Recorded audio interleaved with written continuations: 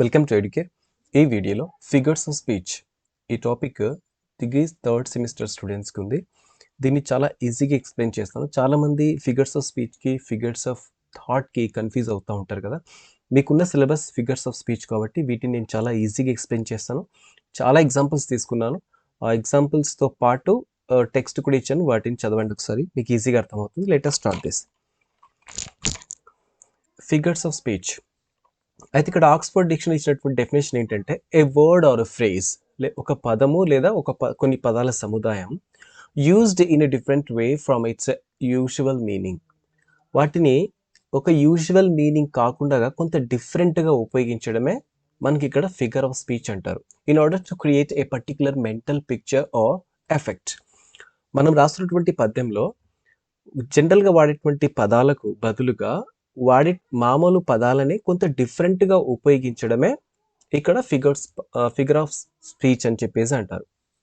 అంటే చదివేటప్పుడు మనకు ఒక మెంటల్ పిక్చర్ అనేటువంటిది రావాలి మనం ఉపయోగించేటువంటి ఆ పదం వల్ల. ఓకేనా, దాన్ని అంటారు. ఇక కేంబ్రిడ్జ్ ఇచ్చినటువంటి డెఫినేషన్ ఏంటంటే an expression that uses words to mean something different from their ordinary meaning.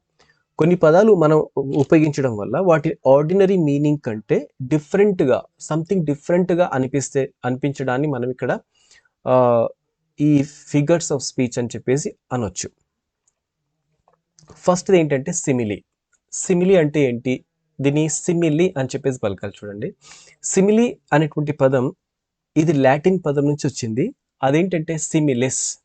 దాని మీనింగ్ ఏంటంటే సిమిలర్ ఆర్ లైక్, సేమ్ దీనిలా ఉంది, అచ్చం దీనిలాగే ఉంది, ఇలా ఉంది అని చెప్పేసి చెప్పడం సిమిలీ అంటే. Simile is defined as a figure of speech where it direct comparison is made between two things using words such as like, as or verbs such as compare and resemble.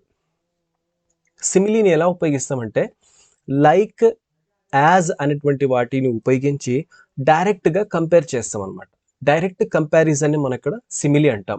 దాంతోపాటు ఇక్కడ simile ఉపయోగించేటప్పుడు మనం like, as అనేటువంటి పదాలు ఉపయోగిస్తాం. దాంతోపాటు compare అని and resemble అనేటువంటి పదాలను కూడా ఉపయోగిస్తాం. The comparison is generally between two completely unlike things but shows the common quality between them. రెండు డిఫరెంట్ థింగ్స్ ఉంటాయి కానీ కామన్ క్వాలిటీస్ చూపించడానికి మనం దీన్ని ఉపయోగిస్తాం. ఎగ్జాంపుల్ చూస్తే మునవ్వర్ ఫాట్ లైక్ ఏ లయన్. చూడండి, మునవ్వర్ ఫాట్ లైక్ ఏ లయన్. తను ఎలా పోరాడారు అంటే ఒక సింహంలా పోరాడాడు అని. ఇక్కడ రెండు డిఫరెంట్ థింగ్సే కానీ ఆ మునవ్వర్కి ఆ సింహం యొక్క లక్షణాలు వచ్చినట్లు మనం చెప్తా ఉన్నాం. డైరెక్ట్గా మునవ్వర్ సింహంలా ఉన్నాడు అని చెప్పేసి మనం చెప్తా ఉన్నాం. లైక్ ఏ లయన్ అని చెప్పేసి ఇక్కడ డైరెక్ట్ కంపారిజన్ చేస్తున్నాం.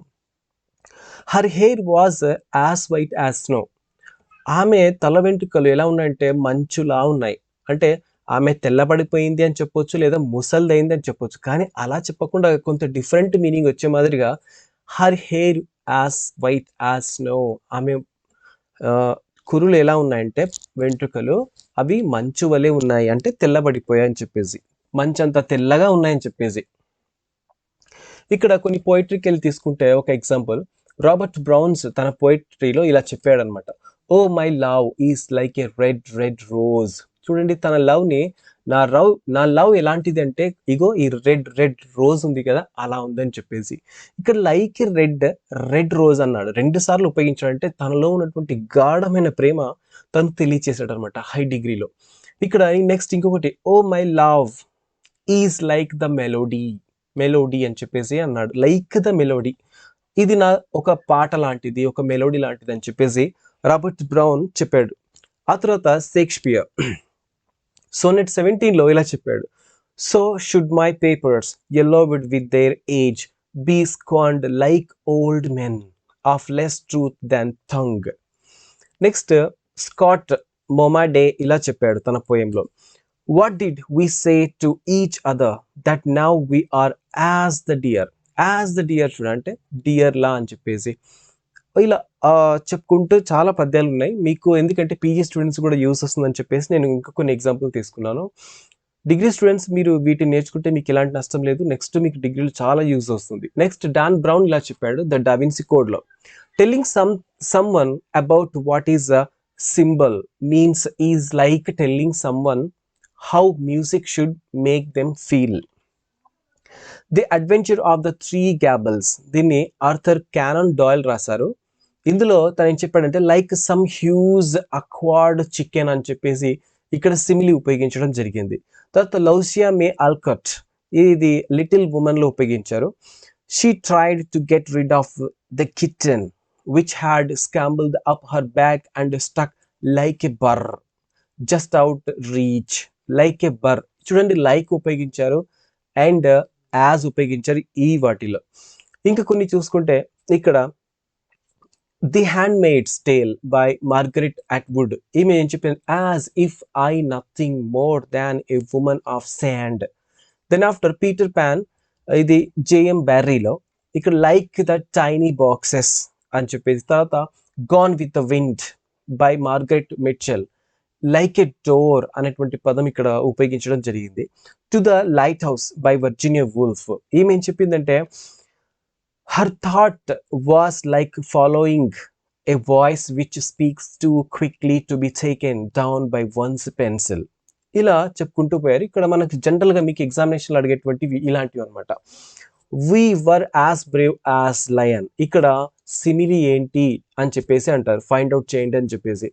They fought like cats and dogs, like cats and dogs. He is as funny as a barrel of monkeys. His house is as clean as a vessel. He is as strong as an ox. ఇలా చెప్పారనమాట. వీటిలో ఏ part simile, ఏ part metaphor అని చెప్పేసి అడుగుతారనమాట. ఇక్కడ ఈ విధంగా ఉందన్నమాట. ఇందులో ఉపయోగించింది అంతా కూడా సిమిలియే. As brave as, like cats, గుడ్డిగా గుర్తుంచుకోండి. యాజ్ లైక్ అనేటువంటి ఏమైనా పదములు ఉంటే అది సిమిలి అవుతుంది. ఓకే, నెక్స్ట్ టాపిక్కి వెళ్దాం. Metaphor. Metaphor, the word metaphor originates from the Greek word. చూడండి సిమిలి లాటిన్ వర్డ్ అయితే మెటఫోర్ గ్రీక్ వర్డ్. అదేంటంటే మెటఫోరా, which means carrying a word over a beyond.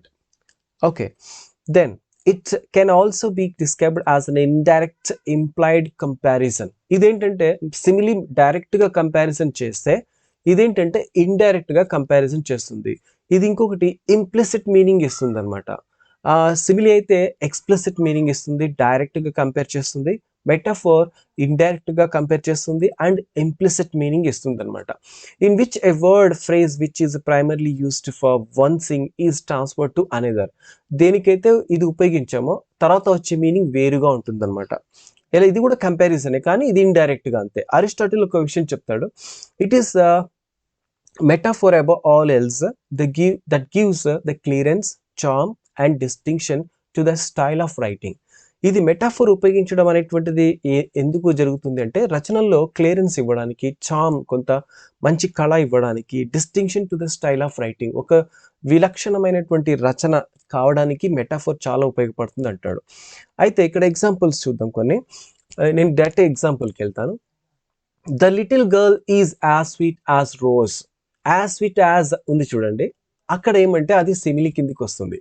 అదే పదాన్ని the little girl is a rose, ఇది metaphor అనమాట. మీకు differentiation చూపించడానికి అవి రెండు తీసుకున్నా.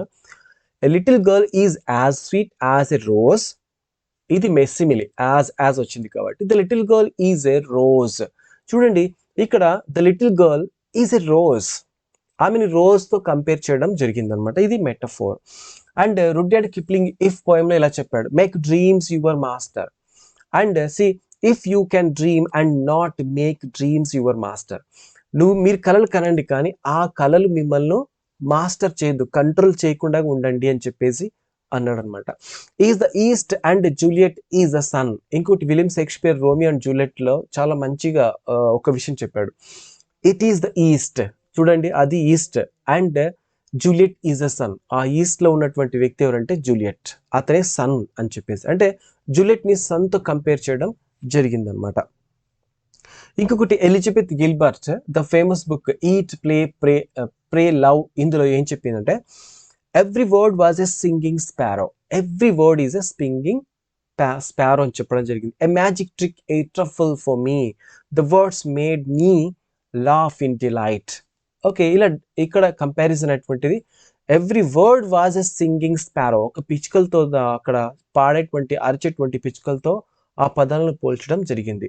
ఇంకా కొన్ని, the time is a thief. The time is a thief. సమయం అనేది దొంగ, మన యవ్వనాన్ని దోచుకుంటుంది, మన సమయం దోచుకుంటుందని. This is the icing on the cake. This is icing cake. Next, alliteration.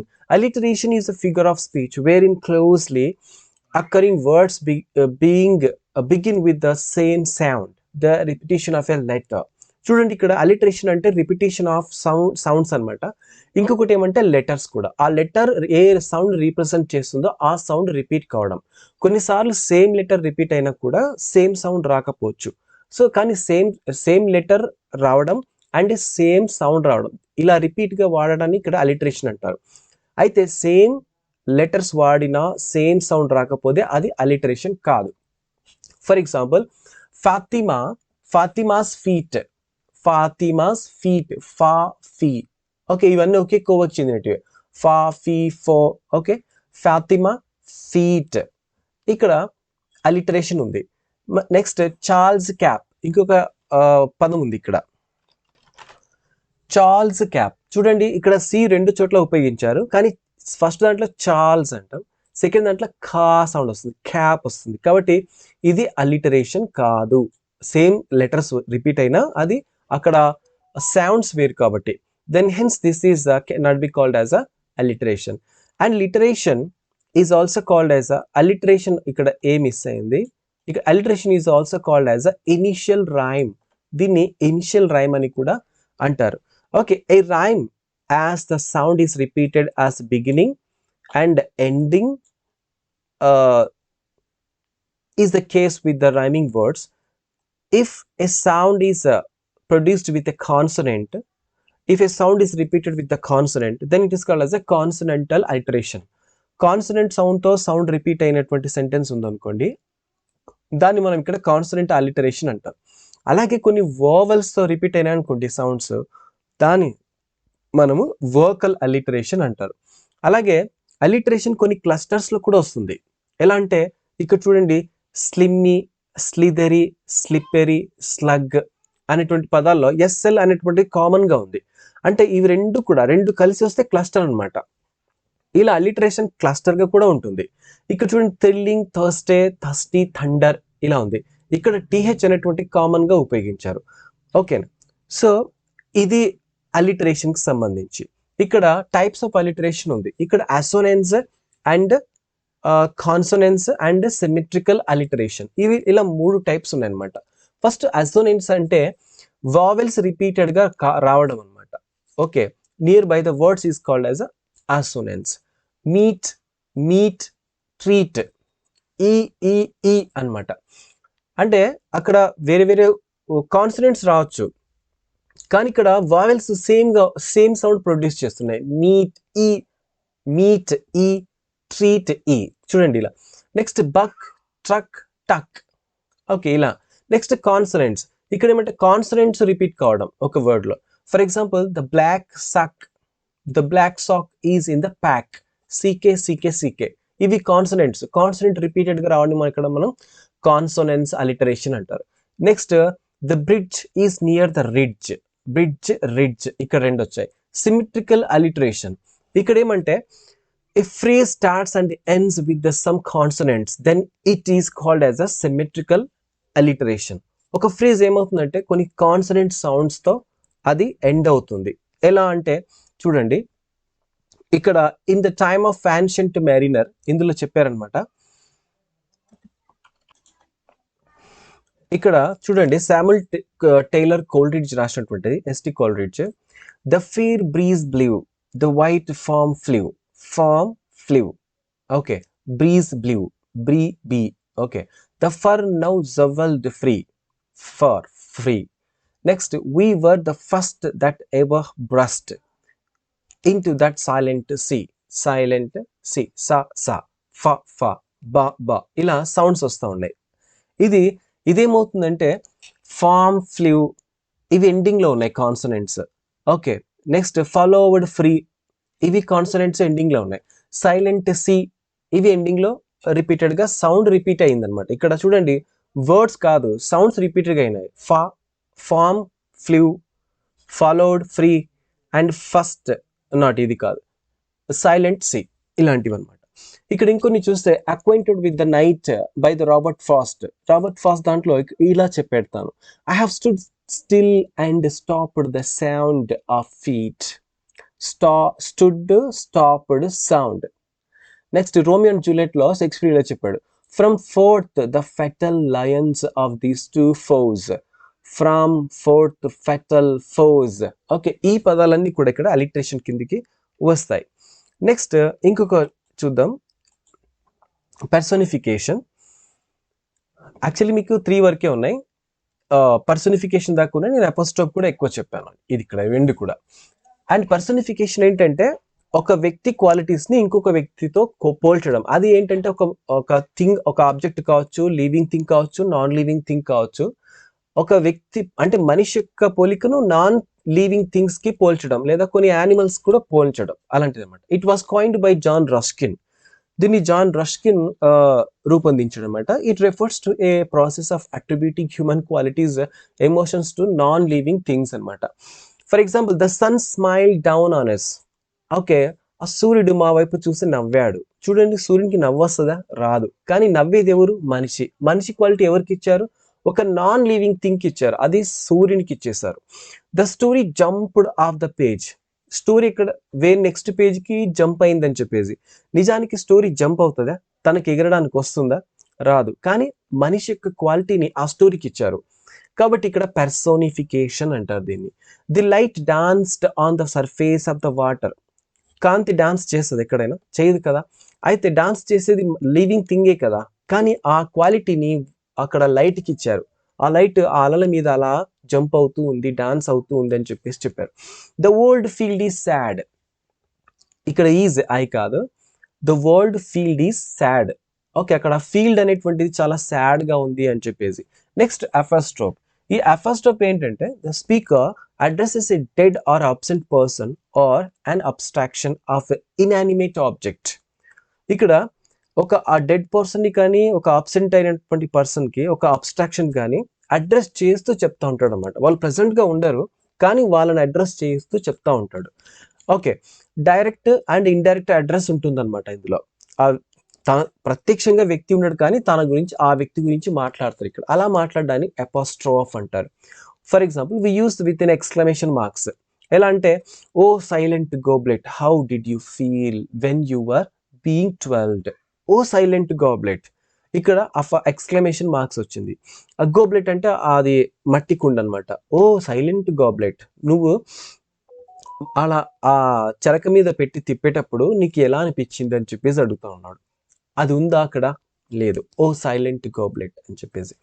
Then oh Liberty మనకు కనిపిస్తుందా? కనిపించదు కదా. అండ్ దానికి ఇలా అడుగుతా, O liberty what crime have been contributed in the name అని చెప్పేసి. West wind, if winter comes can spring be far behind. It becomes a literary device in the poem ode and along with the personification. Okay, ఇది అనమాట అఫస్ట్రోఫ్ కి సంబంధించి. ఇక్కడ personification కి అఫస్ట్రోఫ్ కి difference ఏంటంటే, ఇక్కడ కూడా మనిషి యొక్క క్వాలిటీస్ ని నాన్ లివింగ్ థింగ్స్ కి కంపేర్ చేయడం, కానీ కొంత డిఫరెన్స్ ఉంది. పర్సోనిఫికేషన్ లో ప్రెసెంట్ అక్కడ హ్యూమన్ క్వాలిటీస్ ని నాన్ లివింగ్ థింగ్స్ చెప్పడం. ఇక్కడ ఏమంటే కొన్ని అబ్స్ట్రాక్ట్స్ ఉంటాయి కదా, అబ్స్ట్రాక్ట్ ఐడియాస్ ఉంటాయి. ఓ లిబర్టీ ఎక్కడున్నావు నువ్వు రా అని చెప్పేసి, ఓ స్వేచ్ఛ నువ్వు ఎక్కడున్నావు రా అంటే, ఆ స్వేచ్ఛకి ఏమైనా ప్రాణం ఉందా? టక్కన వస్తుందా మన దగ్గరికి? రాదు. బట్ అఫస్ట్రోఫ్ అనేటువంటిది ఈ విధంగా ఉపయోగిస్తారు. ఒక ఇమాజినేషన్, ఒక అబ్స్ట్రాక్ట్ ఇనానిమేట్ ఆబ్జెక్ట్కి మనం ఇక్కడ ప్రాణాన్ని ఆపాదించడం లేదా తనతో మాట్లాడడం చేయడం జరుగుతూ ఉందన్నమాట. ఇది అఫస్ట్రోఫ్కి సంబంధించింది. నెక్స్ట్ ఓకే, మిగతా మీరు నెక్స్ట్ ఇంకేమైనా కావాలో అవన్నీ కూడా కామెంట్ సెక్షన్లో రాయండి, వాటిని చేసి నేను మీకు ప్రజెంట్ చేస్తాను.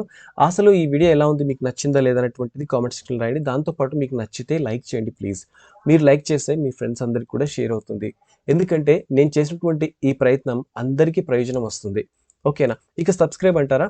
అదేంటంటే మీరు సబ్స్క్రైబ్ చేసుకుని నోటిఫికేషన్ ఆన్ చేసుకుంటే నేను పెట్టేటువంటి ప్రతి వీడియో నోటిఫికేషన్ మీకు వస్తుంది. ఇంకోటి వస్తుంది అని చెప్తున్నా కదా, ఇది మీకు యూజ్ అవుతుంది. ప్రతి వీడియో నేను పెట్టే ప్రతి వీడియో మీకు యూజ్ అవుతుంది. అంతేకాని ఏదో ఎంటర్టైన్మెంట్ అయితే మీకు నేను ఇవ్వను కదా. కాబట్టి మీ లైఫ్కి సంబంధించి మీ డిగ్రీకి సంబంధించినటువంటి సమాచారం ఎంత వస్తుంది కాబట్టి మీరు సబ్స్క్రైబ్ చేసుకుంటే బాగుంటుంది. లేదు మాకు ఇష్టం లేదంటే అది మీ ఇష్టం. Okay, thanks for watching this video.